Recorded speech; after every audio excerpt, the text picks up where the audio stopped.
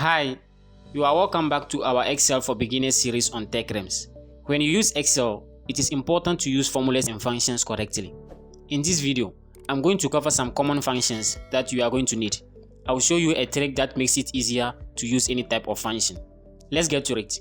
We are going to use this sample data set to practice on. We have sales rep, first quarter, second quarter, third quarter, and total. Let's add the currency sign. Select them, click on the dollar sign here. When you want a different currency, click on the drop down and click on more accounting formats. From here, in the symbol field, click on the drop down list and search for your currency. Click on it and click on OK.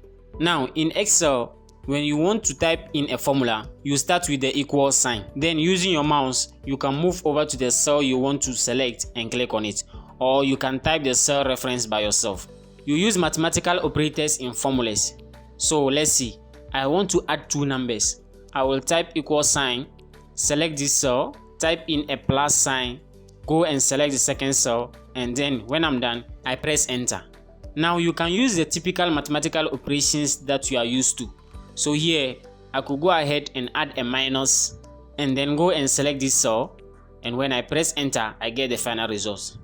And all of this is dynamic. So if something changes here, my result is going to update automatically. You can also divide and multiply in Excel. To multiply two numbers like this, you have to use the asterisk sign. Now you can also use brackets. So let's put this inside brackets and then let's divide the results with, let's say, this number and press enter. Now I will delete all that. Okay, so your typical mathematical operations work in Excel formulas as well. But if you wanted to add all of these numbers here, you don't want to go in and do a plus for each number. This is where Excel functions come in handy. So there are pre-programmed functions that do the plus for you. So for example, in this data, if I want to add all sales for the first quarter, I can use the sum function. So just start typing sum after the equal sign and you can see the list of functions popping up here. You can select it with your mouse by double clicking on it, or you can use the tab key. Now, the syntax of sum function is, it can be a range of cells like this, or individual cells with comma separating them. But in this case, we don't want to do different cells. We want the entire range. So with your mouse, you can select the range. And then you close the bracket, and when you press enter, you have the total of this entire range. The sum function sums up different values. Let me show you another way of summing values, and that's using auto sum. In the formula tab, when you click on this drop down, you have the options to select the type of function you want. So in this case, we want to sum. So I'm just going to select this and it does the whole work for me. All I have to do is to check whether the range it's selected is what I want. In this case, it is. So all I need to do is press enter. Now, there is also a shortcut key for this. You might have seen it when I clicked on auto sum up here. It's alt and equal sign. So when you are here, just press alt and equal.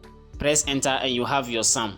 Also, because summing values or getting the range of values is a common task, you don't just find it under the formula tab here. You have auto sum available in the home tab. So directly from here, in the editing group, you have auto sum. And you can click on it or click here to select the function you need. So I click on sum, then I press enter. Now let me use the fill handle to autofill this to other quarters.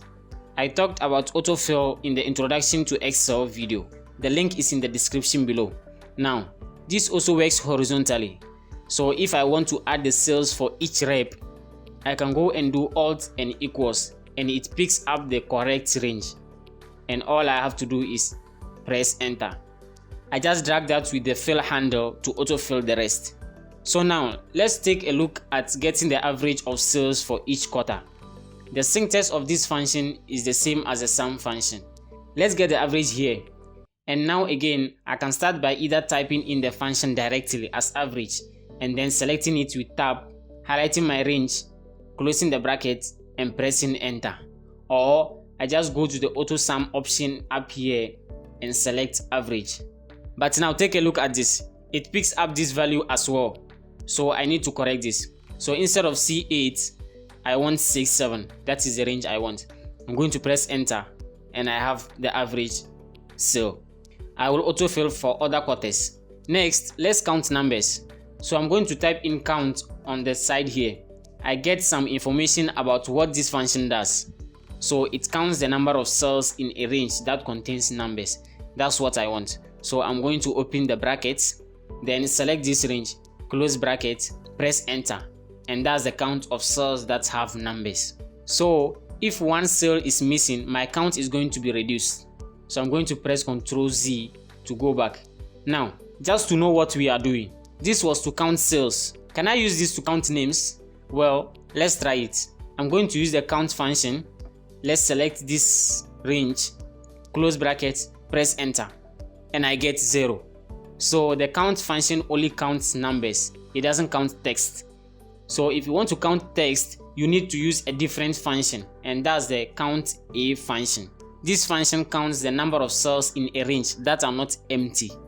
So it doesn't care whether it's text or a number. It counts both of them. Now I'm going to press enter and I get 5. So if one of these happens to be a number like 0, it's going to count it. It means that it only doesn't count if it's empty. Just press Ctrl Z a few times to go back. Another two useful functions are the max and min function. Let's say I want to get the maximum cell in the range. I will use the max function, select the range, close bracket, press enter, and it's going to give me the highest cell in the range. In a similar way, I can get the minimum cell from this range. Type min, select the range, close bracket, press enter, and that's the minimum number. I can use autofill to fill across the quarters, but in this case, I also want the maximum and minimum total cell, so I will fill it to the total column. So that ends our introduction to Excel formulas and functions. If you like this video, please don't forget to hit that thumbs up and do consider subscribing if you aren't a subscriber. Thank you for watching, and I will see you in the next video.